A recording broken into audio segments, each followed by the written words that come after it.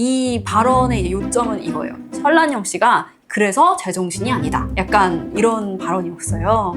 그래서 이 발언에 대해서는 뭐 지금 여러 가지 얘기도 많고 국민의힘 쪽에서는 이거를 지금 공직선거법 위반하고 명예훼손 모욕으로까지 고발을 한 상태입니다. 안녕하세요. 이명진 변호사입니다.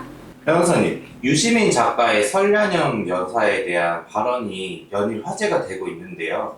이에 대해서 국민의힘 측에서 명예훼손과 모욕, 공직선거법 위반으로 고발했다고 하는데 법적으로 성립이 가능할까요? 먼저 성립 여부를 알아보기 위해서는요, 어떤 발언이 있었는지를 알아봐야겠죠. 유시민 작가님은요, 한 유튜브 방송에 출연을 해서 발언을 했는데 이것이 논란이 되었습니다. 당시 유튜브 방송에서 출연한 발언을 보면은 이렇습니다. 유력한 정당 후보자의 배우자라는 자리가 설란영 씨 인생에서는 갈 수 없는 자리. 이 사람의 발이 지금 공중에 떠 있다. 설란영 씨가 생각하기에 김문수 씨는 너무나 훌륭한 사람이고 나와는 균형이 안 맞을 정도로 대단한 사람. 그런 남자와의 혼인으로 자기가 조금 더 고양됐다고 느낄 수 있다. 그래서 이 발언의 이제 요점은 이거예요. 설란영 씨가 그래서 제정신이 아니다. 약간 이런 발언이었어요. 그래서 이 발언에 대해서는 뭐 지금 여러 가지 얘기도 많고 국민의힘 쪽에서는 이거를 지금 공직선거법 위반하고 명예훼손 모욕으로까지 고발을 한 상태입니다. 그래서 오늘은 이게 성립되는지 한번 알아보겠습니다.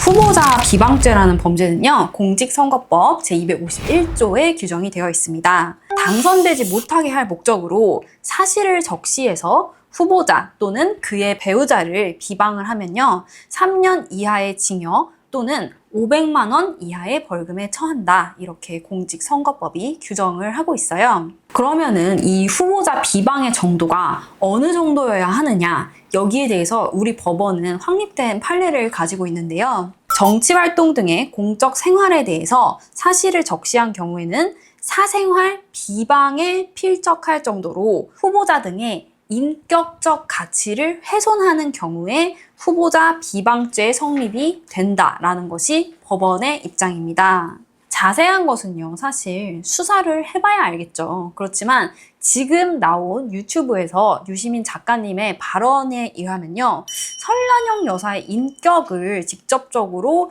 이제 비하했다? 이렇게 보기는 조금 어려운 면이 있을 것 같습니다. 우리가 후보자 비방죄에서 처벌하고 있는 거는요, 인격적 가치를 무시하는 비방을 말하는 것인데, 이런 유시민 작가님의 발언은 물론 좀 비하적인 의미가 깔려 있을지언정 설란영 여사의 인격적 가치 자체를 무시한다, 이렇게 보기는 좀 어렵지 않나. 어떻게 보면은 사회적인 어떤 지위, 그리고 그에 따른 심리 상태의 개인적인 추측, 그리고 그런 의견 표명 정도로 보는 게 적절하지 않나 싶습니다. 그 다음으로 문제가 되는 게요, 명예훼손죄입니다. 형법 제307조에 규정이 되어 있는데요. 공연히 사실을 적시를 해서 사람의 명예를 훼손했을 때 성립하는 범죄입니다. 여기서 중요한 거는 사실이라는 거예요. 지금 유시민 작가님이 말씀하신 거는요, 의견 표명에 조금 더 가깝습니다. 김문수 후보하고 설란영 여사님이 엄청 예전에 결혼을 하셨잖아요.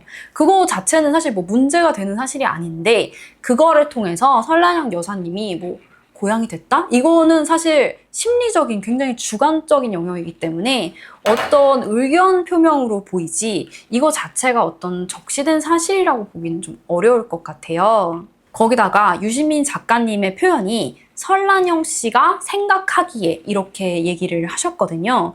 그렇기 때문에 이거는 그 사람의 어떤 심리 상태에 대한 추측이라서 우리 명예훼손죄가 처벌하는 사실은 아니다, 이렇게 보는 게 맞을 것 같습니다. 그 다음으로 이제 또 고발당한 게 모욕죄죠.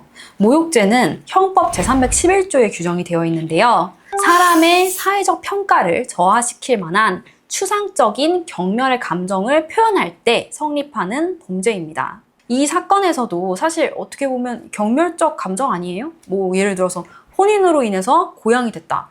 뭐 남편이 나보다 훨씬 대단한 사람이라고 생각을 했다. 그러면은 그런 감정을 느낄 수도 있지 않나 싶을 수도 있을 것 같아요. 그런데 발이 공중에 떠 있다거나 혼인으로 인해서 고양이 됐다는 것만으로 그것 자체가 그 사람을 경멸한다고 보기는 조금 어렵지 않나. 굉장히 직접적인 표현이 있어야 됩니다. 예를 들면 어떤 식이냐면은 그렇기 때문에 이 사람이 참 쓰레기였다. 욕설을 한다든지 뭐 이런 어떤 직접적인 이제 경멸하고 그 사람의 인격을 비하시키는 표현이 들어가야 되는데, 유시민 작가님 같은 경우에는 이 사람이 혼인을 통해 고양됐다, 발이 공중에 붕 떴다, 이것만 가지고는 이것이 경멸을 하는 감정이냐에 대해서는 조금 의문이 남습니다. 거기다가 어떤 정치적인 발언을 하다가 나온 표현이기 때문에 이 사람의 인격을 저하시킬 목적으로 한 것도 아니어서 모욕죄에 해당은 조금 어렵지 않을까 하는 생각이 듭니다.